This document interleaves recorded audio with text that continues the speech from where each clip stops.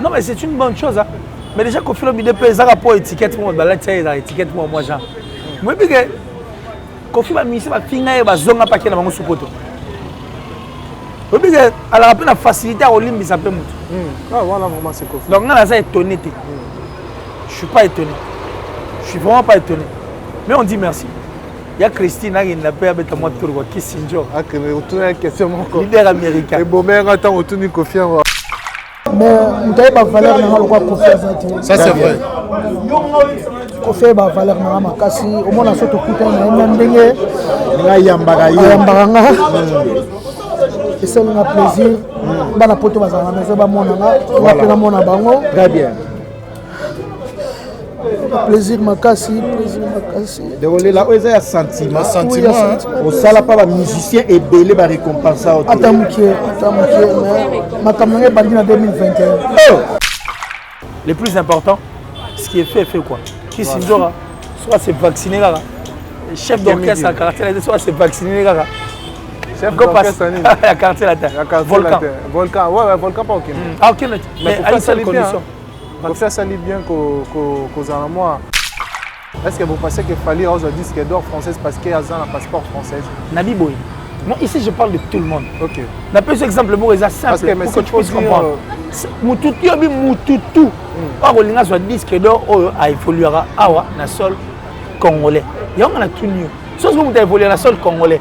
Qui a un passeport français ou un passeport belge, qui a un passeport anglais. Sauf que c'est disque d'or. Et ça pour na biso to pour na français. Il y a un bino que disque d'or to rango déjà gim ça nango. Du mal, peut-être un monsieur qui a prononcé comment artiste sur la émission. Net artiste il n'a pas. Je l'ai prononcé sur 4-5 fois. C'est parce qu'on dirait qu'on m'a poussé. Tu ne m'as pas poussé, je le prononce. S'il faut prononcer non, je prononce.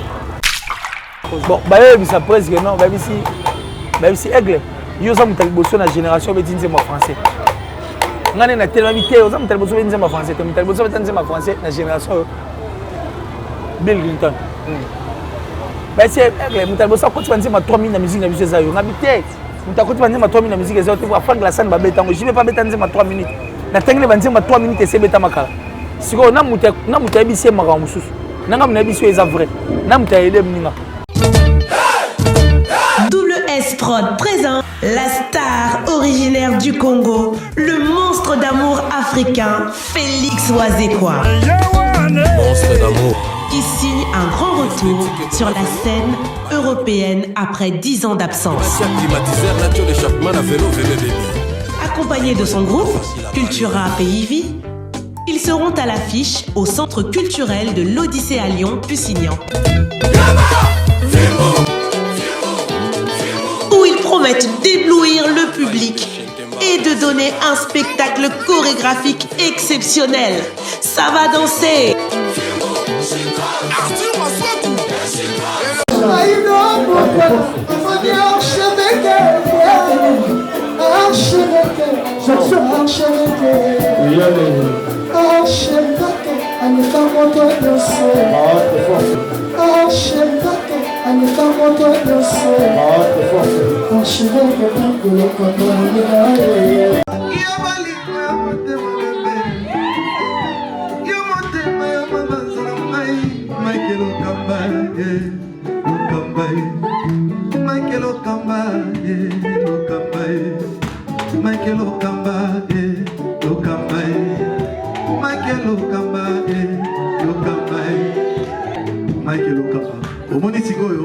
L'artiste, c'est l'improvisation.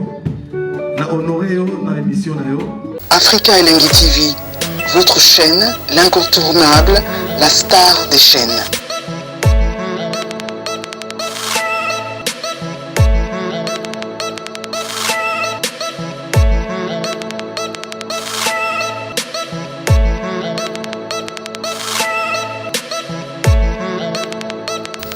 Africa Elengi TV, la magie de l'info.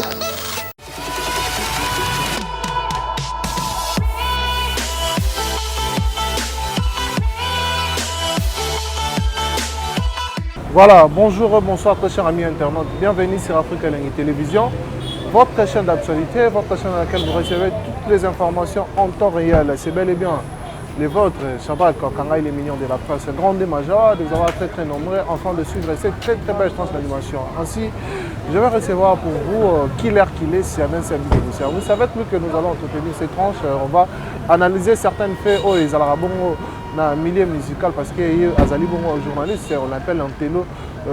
Moi, j'ai la joie aujourd'hui à partager ces beaux plateaux na Killer pour, n'est-ce pas, vous informer par rapport à tout ce qui se passe aussi, analyser.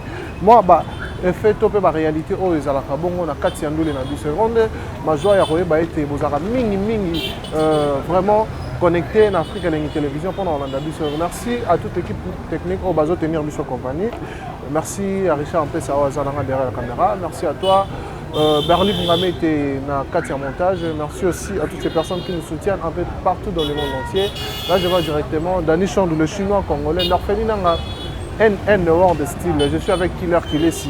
Donc, rapidement, je vais dire à mon invité bonjour Killer. Ah, bonjour Shadrach.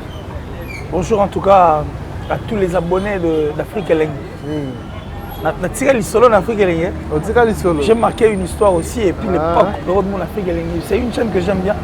Et puis mon frère Mike Lokamba, Lokamba Mike, donc de tout le temps des gars à la donc c'est un grand plaisir de revenir encore une fois sur ces plateaux, mais cette fois-ci pas avec lui mais avec toi.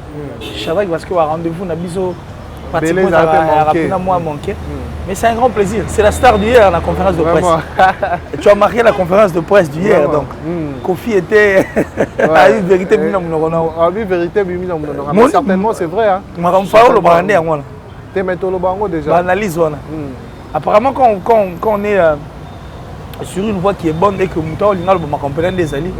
on est mal compris. Et puis voilà, ça rend la tâche un peu très compliquée. Pas de choix, on fait avec. J'ai dit merci à tous ceux qui m'aiment et puis merci d'abonner tout à Afrique Elengi. Je leur demande aussi d'aller s'abonner massivement sur Killer TV. Ça fera en tout cas du bien. Merci à mon papa chéri Jolili Atala, de génération en génération en chair et en os. Donc Forever, le patron de Translation 7. Tout on a posé sa traduction, mais Kandanae. Et si vous êtes fiable, viable en tout cas, et puis crédible, adresse les Amoko, c'est dit Translation 7. Merci à Dati Chou, la sponsor entre officielle de Killer TV, la plus suspecte, la plus discrète. Je pense encore une fois là à mon vieux Gianni Sitachunga pour tout Bangamouture et de Suisse-Irlande, le gourou du temps plein et le gourou du temple. Et merci à la top modèle, la plus sexy, la plus belle en tout cas, de sa ville et de son pays. Voilà, mais tout est progressif parce qu'il y a pas mal de gens. Il faut quand même tout dédicacer tout au long de cette émission. Voilà. C'est un grand plaisir. Vraiment, merci beaucoup. Moi aussi, c'est un grand plaisir de partager pour la toute première fois. Plateau Moronayo, Total en Ara, la musique. Aujourd'hui, ça me fait vraiment un grand plaisir. S'il faut commencer avec les questions, Killer Kilé, c'est l'intelligent, l'intello. Et alors, quel sera déjà ton apport ou l'analyse parfaite que tu peux faire entre la musique au milieu de la musique congolaise, il faut dire celui de Kofi Olomide, de Fally Ipupa, de Ferregola. Apport ni nous avons la musique, nous avons apporté la jeunesse, il y a l'élo, l'éducation ni nous avons ça. Entre autres musique, l'élo comment on parle, bêtise net au baba. Et alors, en tant qu'un homme intellectuel, aussi un journaliste, pourquoi le banni par rapport à la situation? Mais moi je crois que Badon est changeant. Badon vraiment est changeant. Contrairement à Kalandé, ton texte des élites, ça vous empêche en fait d'avancer. Mais depuis un certain temps, nos artistes musiciens ont compris que même si on ne chantait pas, on détruit mœurs et yo camarade. Vous comprenez? Du genre, IOP par exemple, et Inosbi. Parce qu'il n'y a pas dans la liste d'artistes qui ont chanson sans pour autant une sanité côté Nakati. Au moins dérapage là. Mais et puis sur des chansons qui font des succès planétaires. Vous comprenez? Il y en a plein, il y a plein de chansons. Il y a Ferregola, il y a Fally Ipupa, il y a Kofi Olomide d'ailleurs au centre Marambutu. Et puis aujourd'hui c'est un Kofi converti. Vraiment. Un Kofi qui nous donne une autre facette et puis une autre image que certaines personnes goûtent au Cam. Un Kofi qui s'adapte à toutes les générations. Il s'adapte à toutes les générations, mais aussi comprend que Azan a tâche à Magambebele et na tâche à Magambebele la musique il fait aussi la tâche à Magambebele même l'amour de son pays il fait aussi partie. Tu vois? Donc c'est à dire tout le monde a compris. Tout le monde a compris que musique est c'est question de bien faire et tout ira bien. Moi je crois que nous sommes sur la bonne voie, mais ce qui fait mal les gars nous comprenons les choses, n'habitez sur tout ça exprès ou pas. Mais on n'arrive pas à comprendre que Marambo, c'est la musique avant tout, c'est un business. Ok. Tu vois. Et puis, dans le business, et dans la réalité, moi, je suis dans et quand on sait que la musique peut aussi vendre en bien l'image de notre pays, parce qu'un pays qui est sans culture est un pays mort-né, tout le barango, généralement. Donc, c'est question que les artistes musiciens voient maintenant les choses du bon côté, s'impliquent, enfin que déjà, comme ils vont réparer Marambo Belé, ceux qui vont s'impliquer, ils sont dans Marambo, tout le monde va comprendre que la musique, ils ont force, en fait, il y a force, il y a culture, il y a ça a un bon usage. Marambo Belé, Mickey est aussi là. Aujourd'hui, quand il est difficile, il y a comme un musicien. Vous comprenez? C'est très difficile. Aujourd'hui, la famille, ils sont fiers d'avoir des artistes et musiciens. Parce que la musique, et puis si l'artiste, avantage, il y a Marambo Belé. Au moins, dans ma famille respective, en fait, il y a artistes et musiciens. Il y a aussi des licenciés comme il se doit. Mais qui ont, depuis à Tanganchik, tu as Sili Sawana, et Kumba est place en organisation. Mais la musique, ils ont mis un avion, ils ont écouté une personnalité comme récemment, Ferregola et l'orchestre Maison Mère venaient de livrer un concert devant le président Théodore Obiangema. Et puis, ils ont tout ébi. Le président Braza, Angolais, les musiciens, tout ça c'est grâce à la musique. Alors ils doivent comprendre que cette musique nous a donné tout ce dont nous avons voulu. Alors par contre, il faut toujours que c'est l'ascenseur. Et l'ascenseur de la musique c'est quoi? C'est de mettre la propriété de l'euro et bon. Pour que il y a pas mal de gens qui ont modèle. Et puis pour suivre à la loupe. C'est ce qui manque en fait. Je crois que au sein de ma progressivement, c'est déjà bon. Déjà, tout le monde les insanités vont comprendre que ils ont un pleur dans le ici là. L'artiste émission va comprendre que ce que c'est normal, c'est ça qui bien. Même héritier Watanabe, musique intelligente. Ouais, mais justement, ils ont compris. Ça, succès, sans insanité. Et puis, dans le cadre de la musique, il y a pas que musique peut. Et comment un peu bon. Musique, il faut que 2, 3, 4 artistes moronnés. Aujourd'hui, ce n'est plus le cas. On appelle un père. On appelle Rebo appelle son bot. On appelle Gaz Fabulous. On appelle Inosbi apparaît par les arbres. Samarine et tout. Donc ça fait du bien. Rinka, voilà. Le Hugues Lina Filet. Ça dit, l'ouverture, voilà. Ils ont compris. Et aujourd'hui, c'est question de bien faire les choses. Et puis, au moins, ils doivent seulement comprendre que la musique est très importante pour la bango. La musique, c'est la base. Il y a la culture, alors il faut passer à la bien pour que les marabouts qui voilà ce qu'on rapport aux musiciens congolais. Même à la carte de la musique au Congo. Est-ce qu'ils ont un avantage de la musique au Congo?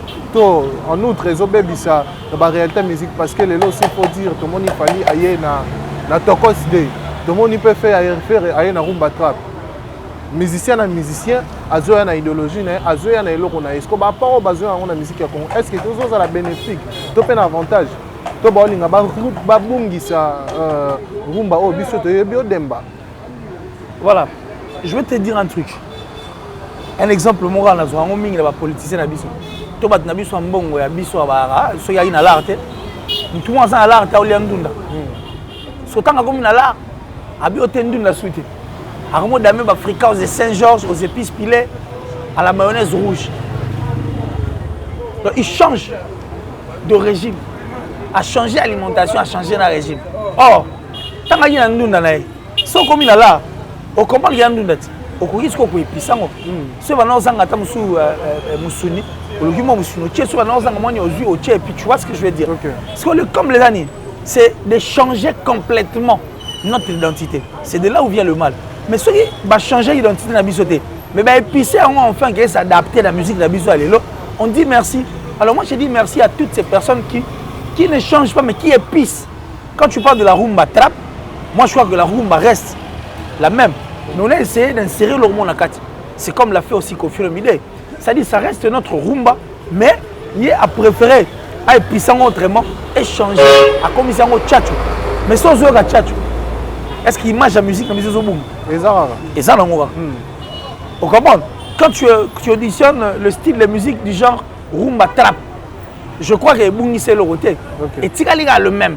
Donc le plus important à savoir c'est de bien le faire. Quand on le fait bien, tout se passe bien. Mais quand on fait mal, au moins ce qu'on place dans le comme. Donc ils doivent aussi se rendre compte de ce qu'ils font. Est-ce que nous le faisons pour tout détour, nous le faisons pour qu'il y ait arrangé Marambo autour de ça. Mais si c'est pour arranger, c'est bon. Mais si c'est pour détruire, moi je ne vois pas pourquoi il faut le faire. Parce que musique Nabiso, il faut perdurer, il faut être égal. Vous comprenez? Et puis le Togo s'est voilé fasté. Ce qui a vendu la République démocratique du Congo, c'est la rumba. Partout dans le monde. Pour preuve, au monde, il y a Taboulay, il y a Franck Lassane, il y a des bêtes à et puis on sont des grandes stars de l'extérieur qui auditionnent toutes ces chansons, des chansons qui restent, c'est-à-dire notre identité. On n'a pas intérêt à perdre notre identité pour une photo ça là. Toi tu penses qu'aujourd'hui, surtout toi, on français, chanter, on français, faire le rap, tout ça là bien pour les gars de ça là. Là tu fais allusion à Fali Poupa. Non, je ne fais allusion à personne. Tu m'as posé une question qui est une question générale. Moi je n'aime pas indexer. Moi, je parle au nom de la culture parce que j'aime bien ma culture. Okay. J'aime bien que tout se passe bien parce que tout ce que nous faisons, c'est grâce à cette culture. Mais en réalité, l'artiste qui a fait, s'il faut dire la vérité, l'artiste qui a chanté ou soit un album au grand complet en français, c'est Fali Poupa. Non, mais ce n'est pas une première fois qu'on ait des chansons en français. Non, album entier. Mais justement, c'est ce que j'ai dit. Ce n'est pas une première fois. Ce n'est pas une première fois. Mais l'album entier. Je ne refuse pas. C'est qu'il y a eu des chansons en français. Mais des chansons chantées autrement.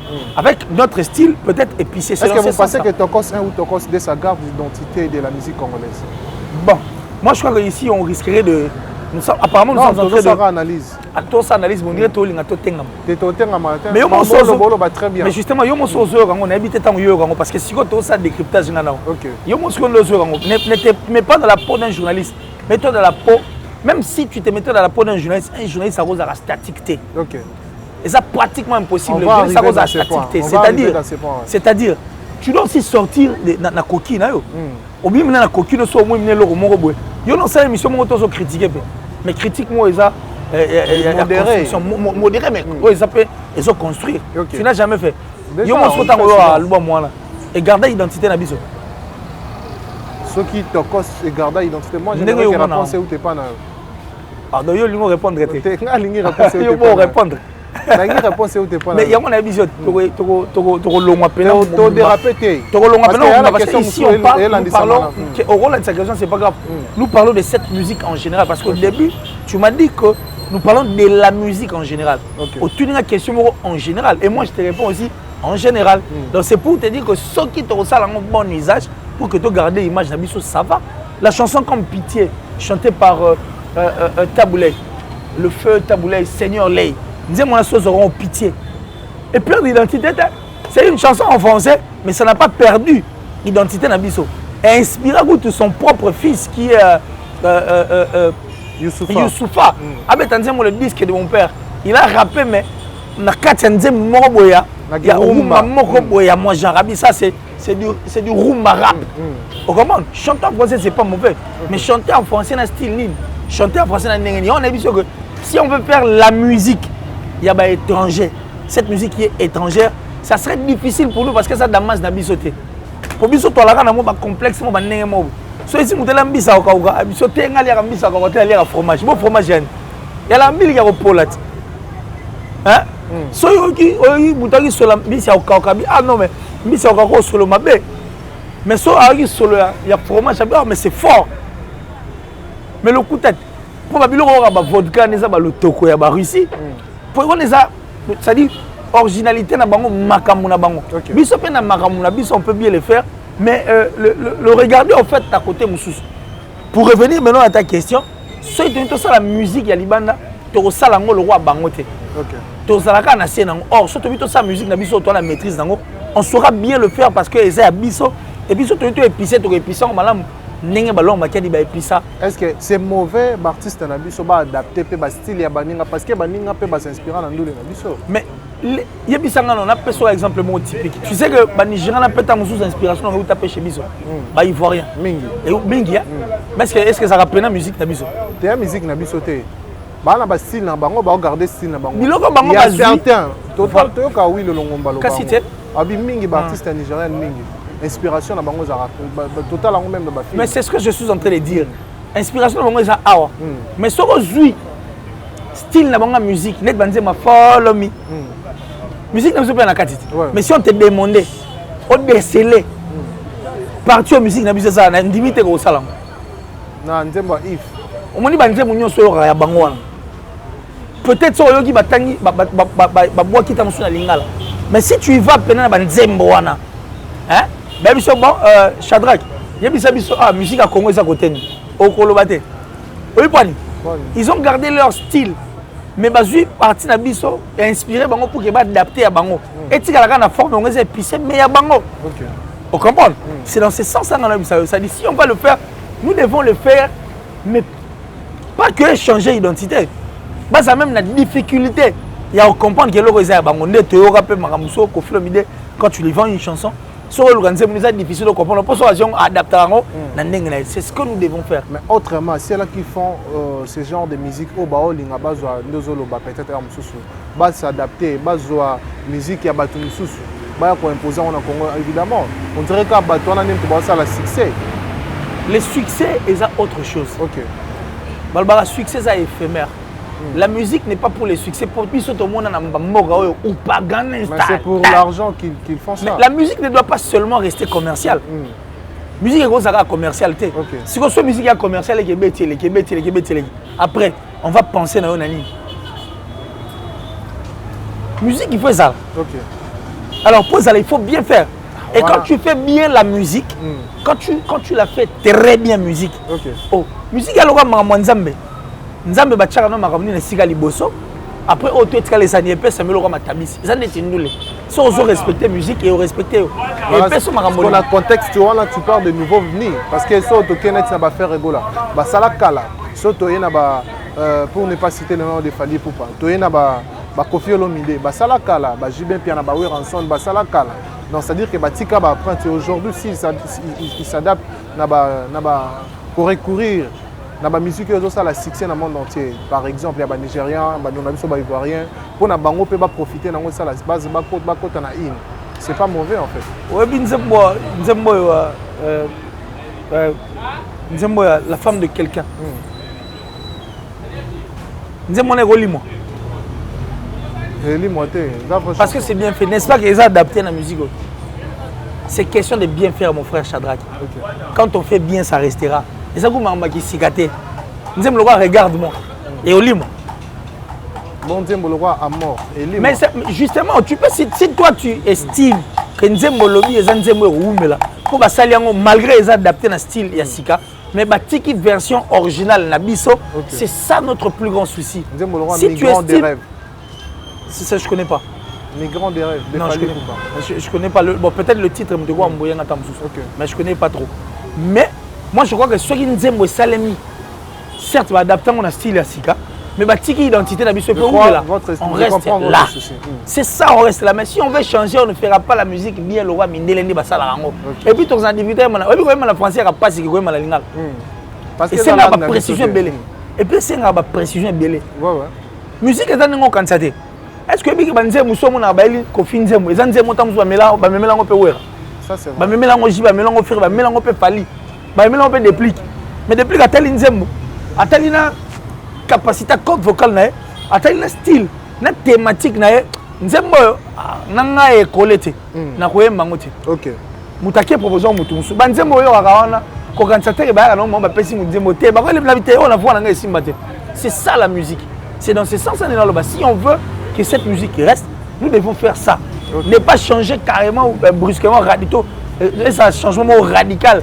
Que tout le monde a dit les brutes sauter maman tout le monde dans base moi abisote ne ma bien voilà pour devenir parce que tu es s'emporter avant la vague mob couper des galets bêta après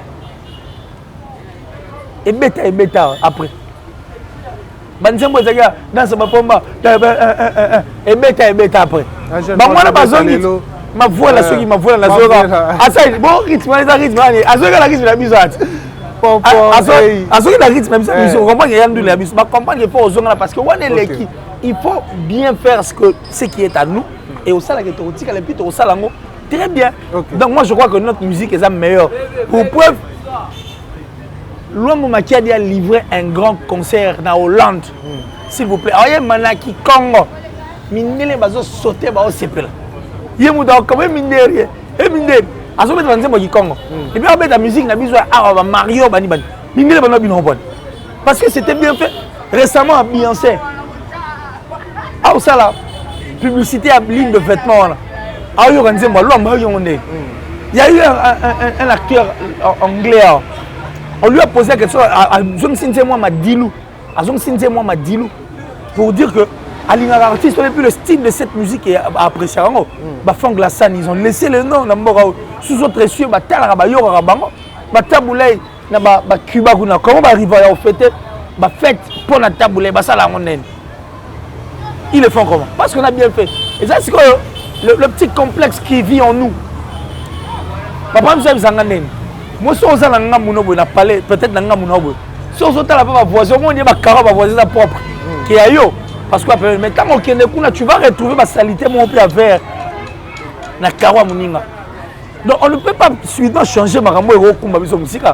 Donc c'est question de regarder les choses du bon côté. Faire ce qui est bien pour notre musique. Nous restons là. Mais ne pas venir jouer une musique à la prétentieux. Parce que la musique, elle n'a pas prétentieux. La musique n'aime pas ma prétentieux. Nous sommes libre, on peut s'amuser à Star Wars. Il y a imagine maintenant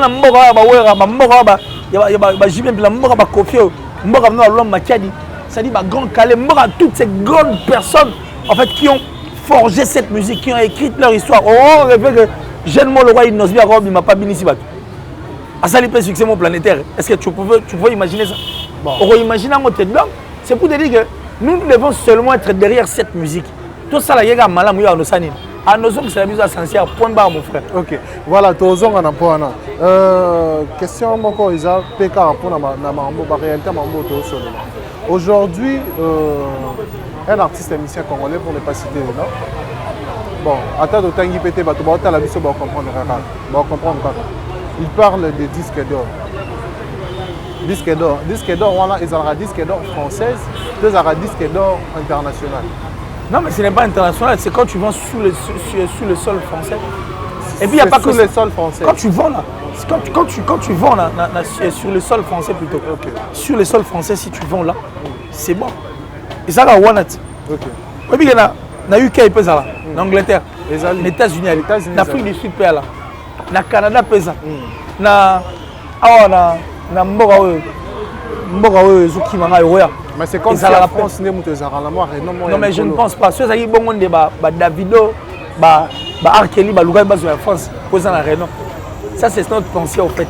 Et puis, on les a mérite. Il y a une musique qui a pour la prétention. On ne joue pas la musique pour ça. Ce n'est pas pour la whisky qu'il a dit. Les trophées qu'on a, on a tué le blague. Pour un vrai trophée, c'est fanatique. Parce que les fanatiques, un vrai trophée, on vend ça bayo.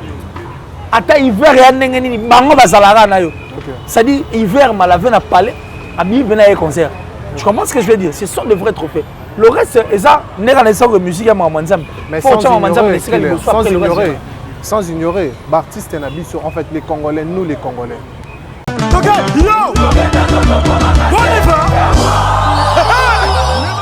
Événement. Double S Prod présente le maestro Fabregas, le Métis Noir. Livrera pour la première fois en Europe un grand concert le samedi 13 novembre 2021 à la salle prestigieuse du Double Mixte à Lyon, Villeurbanne. Accompagné de son groupe Villanova, il promet un spectacle immense. Mon général Kassungo, mon colonel, mon bébé. Les vents.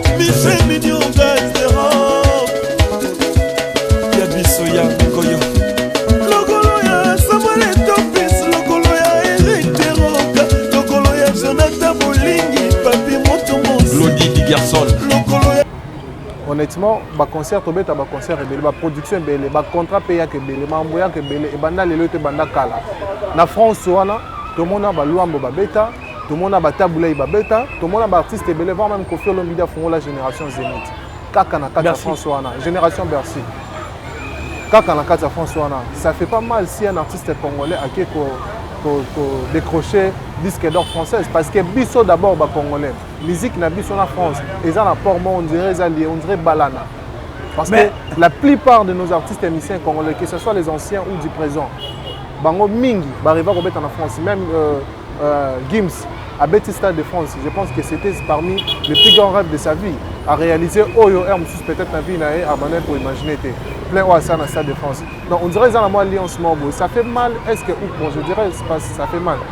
Mais ça apporte aussi un plus dans la musique congolaise. Si un artiste congolais évolue sur les sols congolaises, à qui décrocher disque d'or française. Mais Maître Gims, c'est un Congolais. Ouais. C'est déjà bon, il en a plein. Il y a ça, platine. Bien sûr que oui. Mais il n'évolue pas sur les sols congolaises. Non, mais c'est un Congolais. Il a un passeport congolais. Oui. Maître Gims habite en Afrique. Sur les sols congolaises, ouais. Maître Gims habite en Afrique. C'est un Congolais parce qu'il a le passeport congolais. Okay. Beaucoup d'artistes émissions belges, français, si vous aussi photo va venir disque d'or, on a Congo, on a une fois même la maison. N'est-ce pas que c'est Gims? Et puis dans la musique Gims fait, il y a la rumba. À ça va featuring. Parce que yo, au lieu de on a rumba pena proprement dit, tout on a la musique va featuring. En général, non surtout. Mais soit général, tu as déjà dans Gims, merci. Bravo Gims. Nabi artiste a évolué dans le sol congolais. Mais tu évolues dans le sol congolais, mais tu veux rappeler ça avec quel style de musique? Non, question j'ai compris ta question. Ne pense pas que nous comprenons. Je te pose une question. Yo lingi to zongo na style nini ya musique. Style ato betara bunda. Ato betara l'essentiel quand on décroché. C'est qu'on a fait to zongo na ninga rumba. On a la sol congolaise. Mais il y a la sol bano. Peu importe si la musique. Ah Mikolo ton la problème de perdre dans la sol congolaise, mais OK décrocher disque d'or française. On a fait la fierté. Mais justement, c'est la même question que je te repose. Tout ce qu'on a style ni la musique. On a répondre au pays. Généraliser style. Mais celui qui a généralisé style, c'est merci à Gims. Ah, pourquoi merci à Gims? C'est un Congolais, il a le passeport congolais. Non, mais il ne vit pas au Congo. Il vit en Afrique. La plupart des musiciens, je parle des artistes qui vivent au Congo. Mais justement, mon artiste, c'est ils habitent en Europe, ils viennent travailler à Kin et puis rentrer en Europe pour vendre la Rakuna.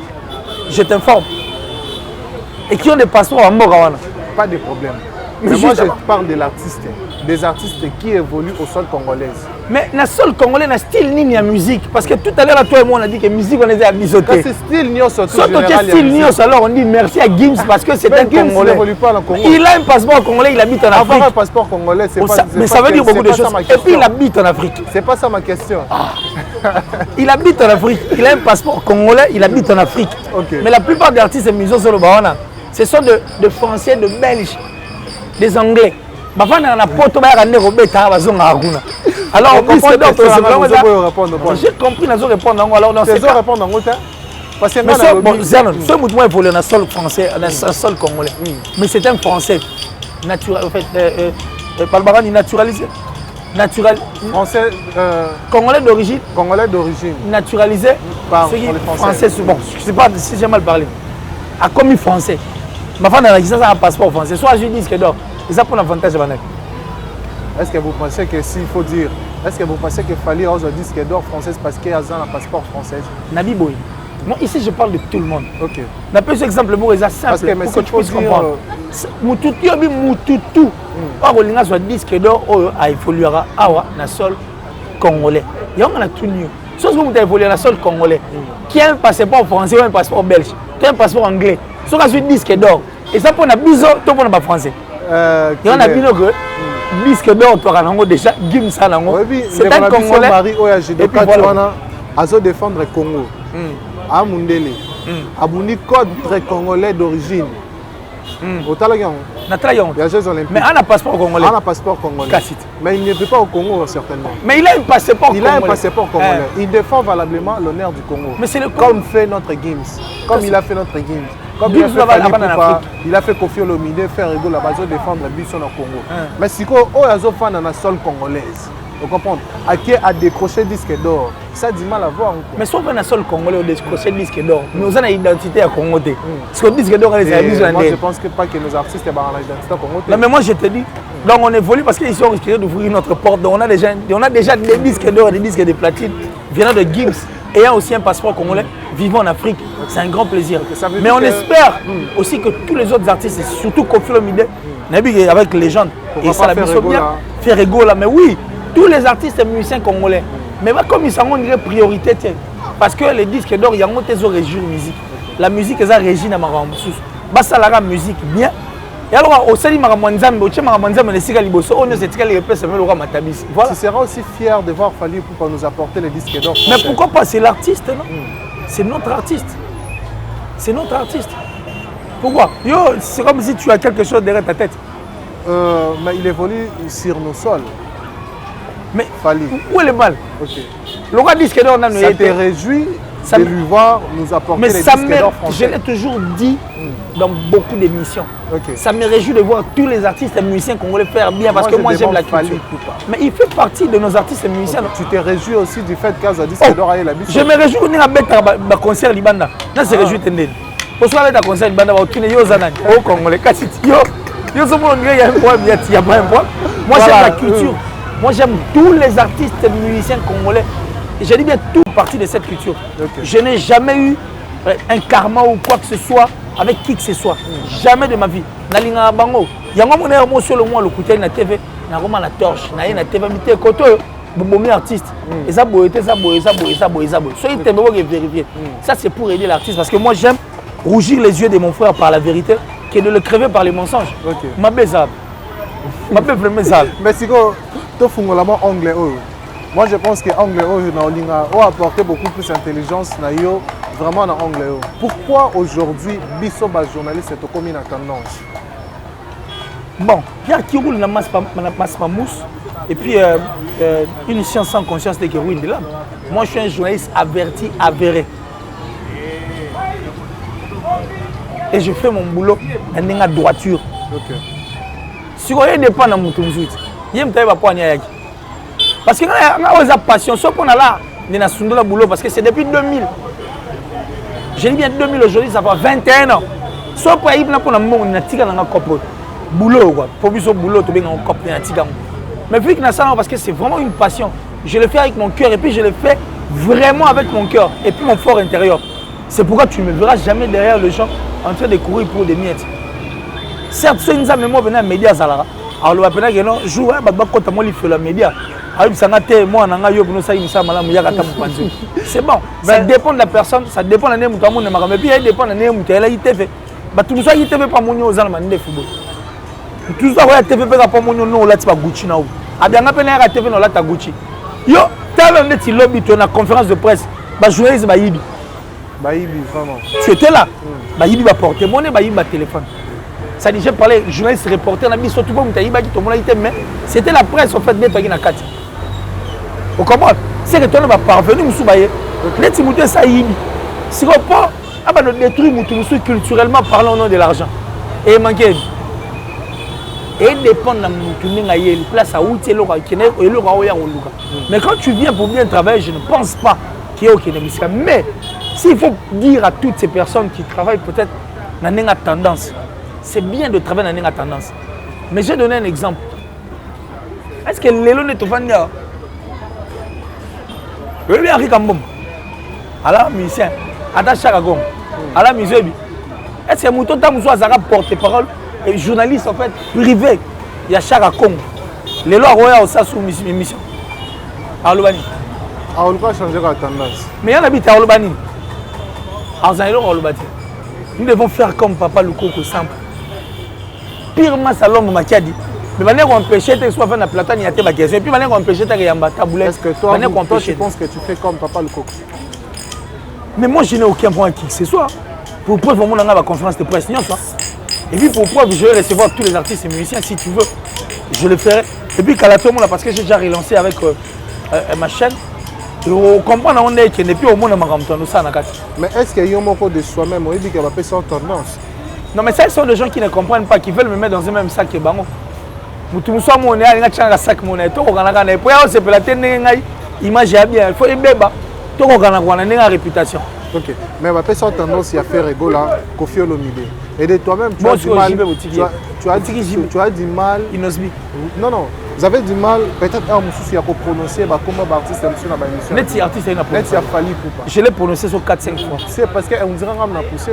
Tu ne m'as pas poussé, je le prononce. S'il faut prononcer, non, je prononce. Bon, sur place, il faut que comboter.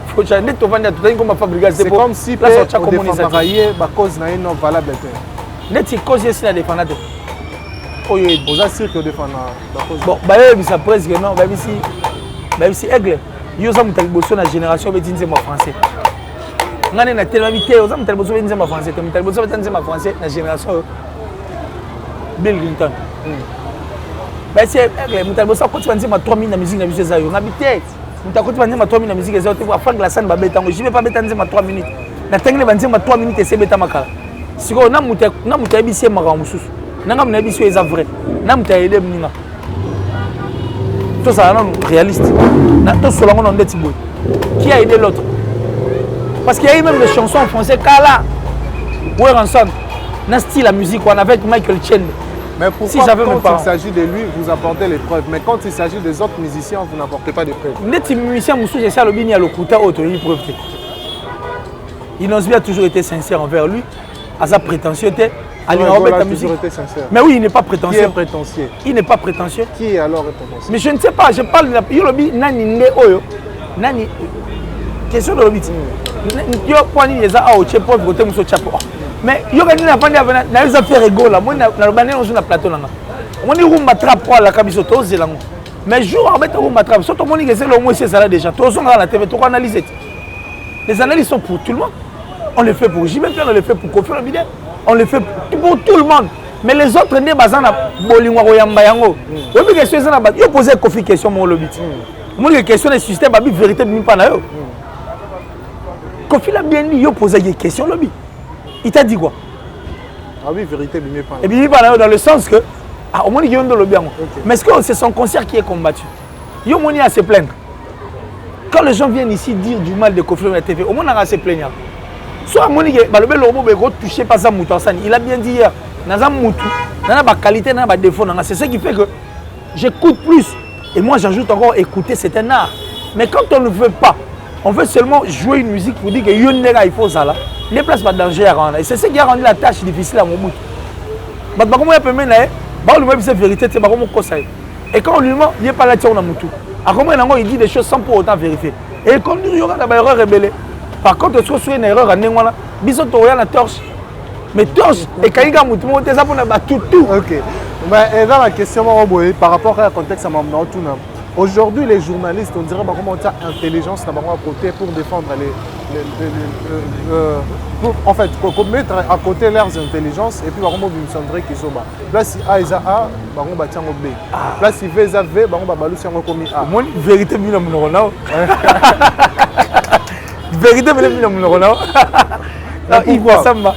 Yves Massamba, papa la Solestavi Massamba. Ma Solange Mboula, en tout cas, merci infiniment. Yannick Kayenga, la vraie monnaie invisible. L'homme à la pression de la montre suisse, Yannick Kayenga. Et puis merci à Blanchard et tous, l'enfant propre. J'ai dit encore une fois là, à maman chérie, maman Julien Diabo Bissembi, merci infiniment. Vieux Rodini, mon vieux Rodini. Et puis, vieux Eva Moirine en Autriche. Et on n'oublie pas l'exemple à suivre. Il y a Odilom en Pouya, l'exemple à suivre, donc merci en tout cas. Et je crois que la vérité, vous avez la vérité, vous avez un petit exemple. Je vous donne un exemple, tu as lobby de vérité, tu comprends, nous avons la totalité. Nous avons la vision de total. Nous avons vision de total. Pour tout le monde, c'est la réponse. Parce que derrière les artistes et musiciens, on dirait nous les journalistes, sous prétexte que c'est photos à journalistes d'investigation.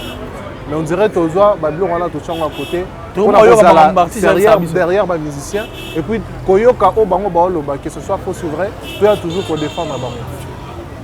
C'est ça le com. Il y a l'émission que une science sans conscience c'est qui ruine de l'âme. Tu comprends ce que je veux dire? Donc, il faut y avoir tout ça pour te comprendre. Mais un conseil gratuit. Bon, ça, c'est quoi pour un conseil?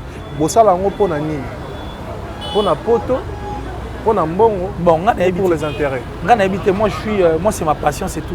Je n'ai rien derrière ma tête et je n'ai jamais eu quelque chose derrière ma tête. Moi, jamais quelque chose derrière votre tête. Derrière ma tête, rien ne passe derrière ma tête. Moi, ce qui compte pour moi, c'est la culture.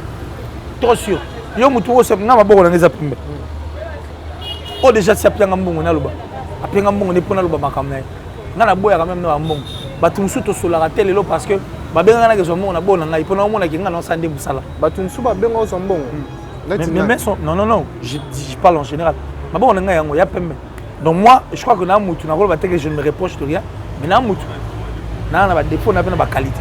Mais en ce qui concerne ces boulots, vous avez tendance à choses en place. Tendance à t'amorer. J'aime tout le monde, j'aime la culture. Parce qu'on prend la culture. Pour par exemple, la personne qui a dit tout le monde a rendu un père Robin, Barrebo Banine. Nous avons compris force la culture. Nous avons un artiste et musicien. Il faut encourager les gens.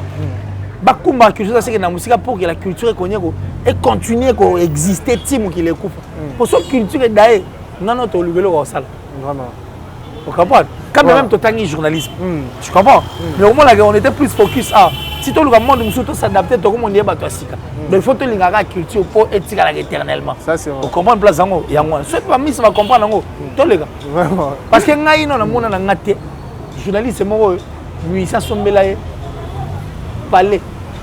Et puis, il y a un compte étonnant dans la banque au ministère de pour nous, toute une situation, même il y a bateau dans l'orchestre. Ce qui est plus important, c'est de les aider, les accompagner. Nous devons être en dehors de la musique. Tout le monde a une quantité. Il faut tous aller dans la banque, on est dans la quantité de musique.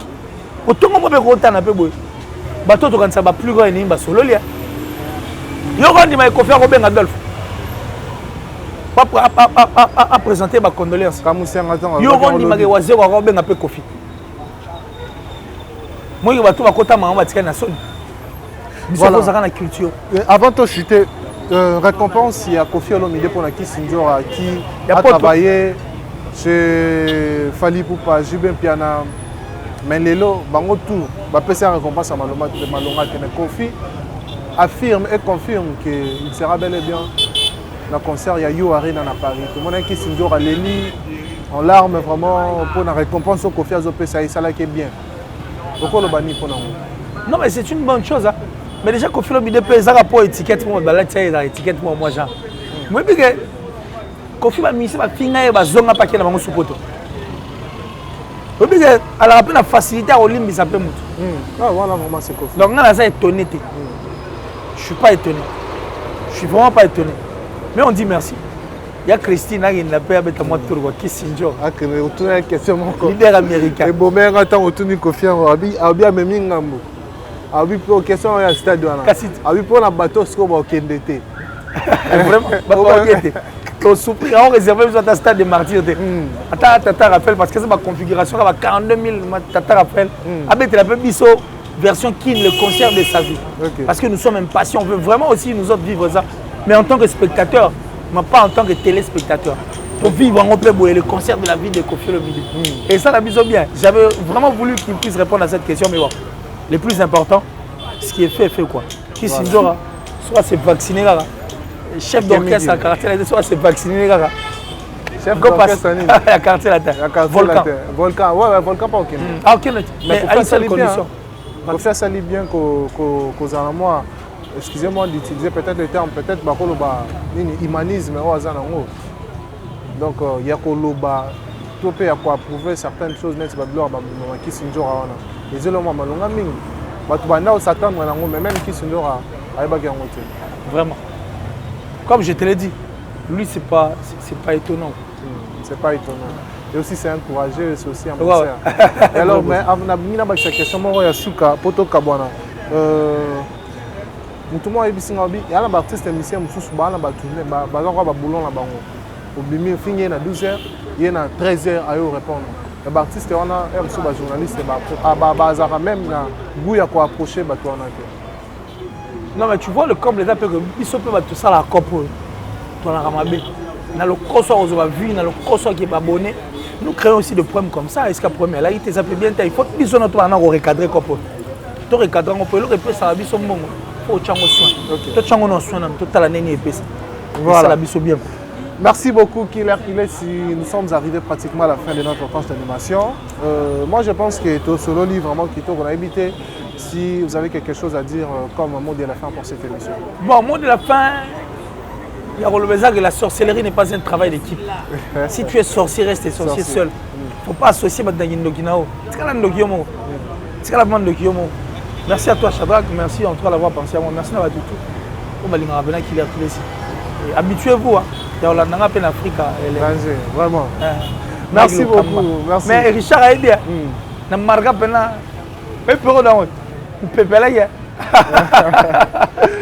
Voilà. En tout cas, Je tiens à remercier aussi Julobo et Gigal Fiel, un maître pas comme les autres. Donc, Kams Massiani, le séminariste.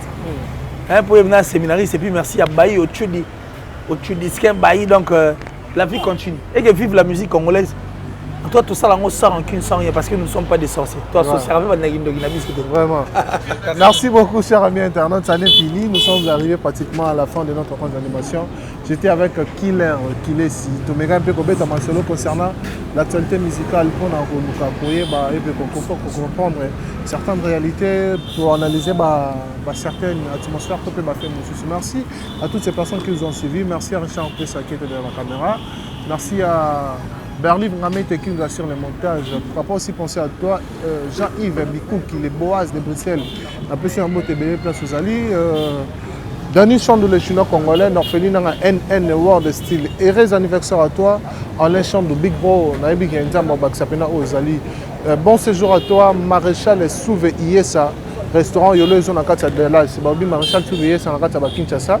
Bientôt, on a bien Zali. Pourquoi pas aussi dire un grand merci à Alex Akanga et grand frère Yamoto. Et bon séjour à toi, Cédric Bengo, japonais, Nakatia Kine, Jubé Ajido. Judoka Tuyanegra, c'est un peu sur un mot TBL. Merci à vous, ça n'est fini. Quant à moi, je vous donne rendez-vous très prochainement. Bye bye.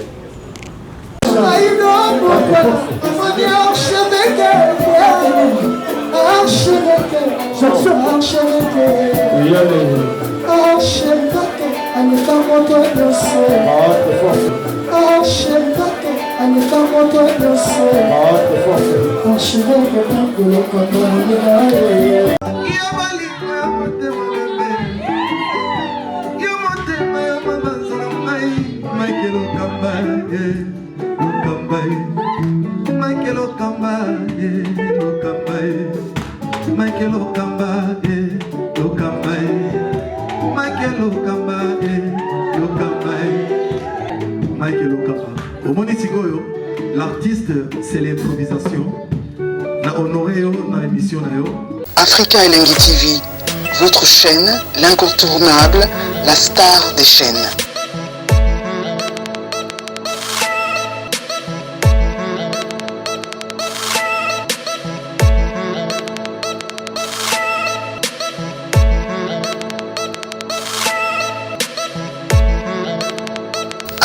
Africa Elengi TV, la magie de l'info.